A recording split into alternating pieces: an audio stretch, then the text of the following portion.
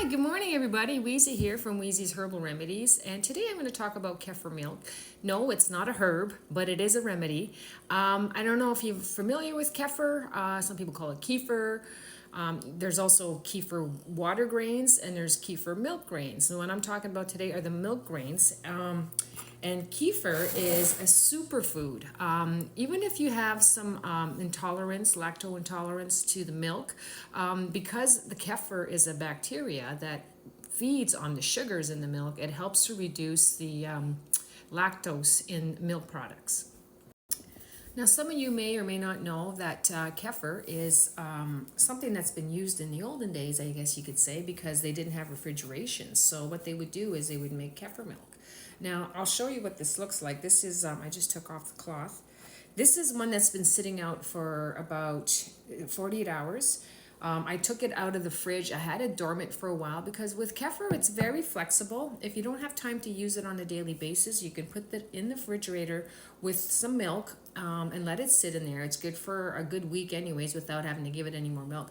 But if you want to keep feeding it, if you've already have an abundance of kefir milk in the fridge from previous blends, you could let it rest for a while. So it's not something that you find, oh my God, I got to work with my kefir. Don't panic. These grains are strong.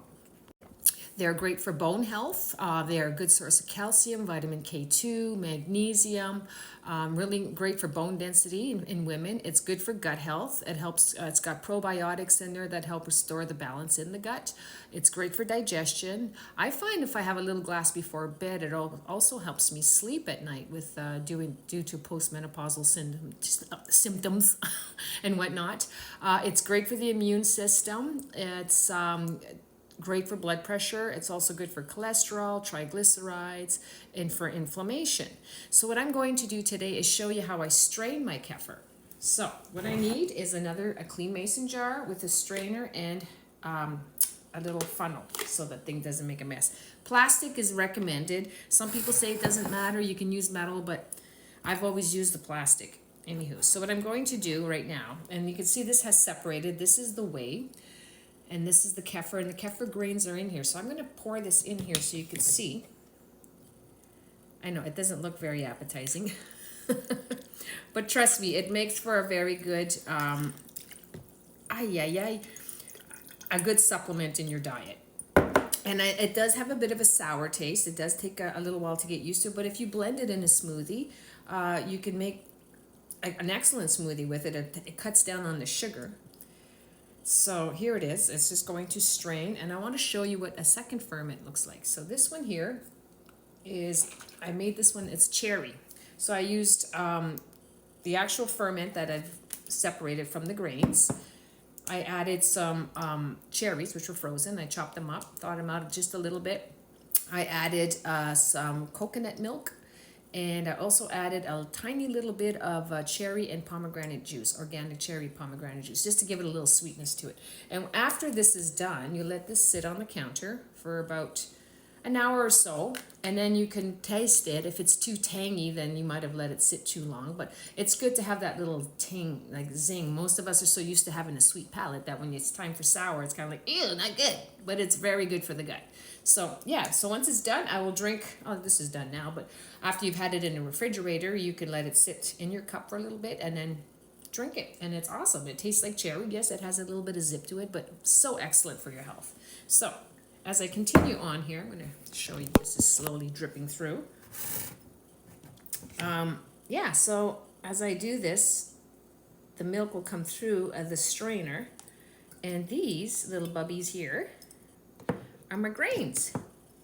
Come on in. Come on in. Let's have a look. My hands are clean. I just washed. So this is a kefir grain. It's so squishy, squishy, squishy. These are live little guys. They're living little bacteria that are really good for you. So you got to feed them. You don't have to, be too diligent with them because, like I said, they're strong. These are old. I've had these for a long time, but they will continue to make milk regularly for me. So I just stir, stir, and stir as you go through it. The milk will, if I was to let the milk sit in the jar, it would separate like you've seen in the beginning. The whey will come apart from the milk itself, and you could use the whey for many things. You can use it if you're making sauerkraut. It will help boost up the probiotics in there.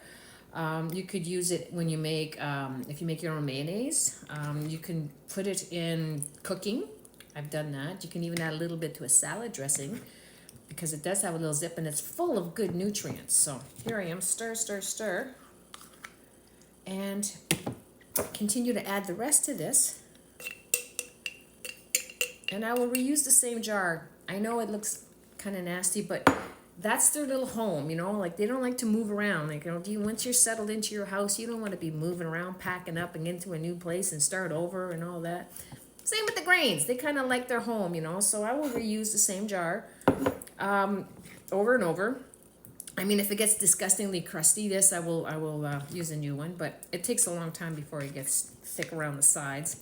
So you continue to stir and stir and stir until all you have left on the top are the grains. You see how many grains? I got lots of grains in here. This is quite a bit for this tiny jar, but they will continue to grow. They will grow and grow and grow. And that's the thing. If you have friends that, you know, want some grains or whatever, you can share that with them. So now that I'm all done straining them, I'm going to plunk them back into their jar, back into their home because they like familiarity. Put that in there.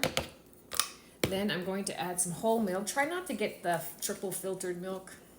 Stick to something as wholesome. Some people could use raw milk if you live on a farm. That's the best. Fill that up. Give it a quick little stir.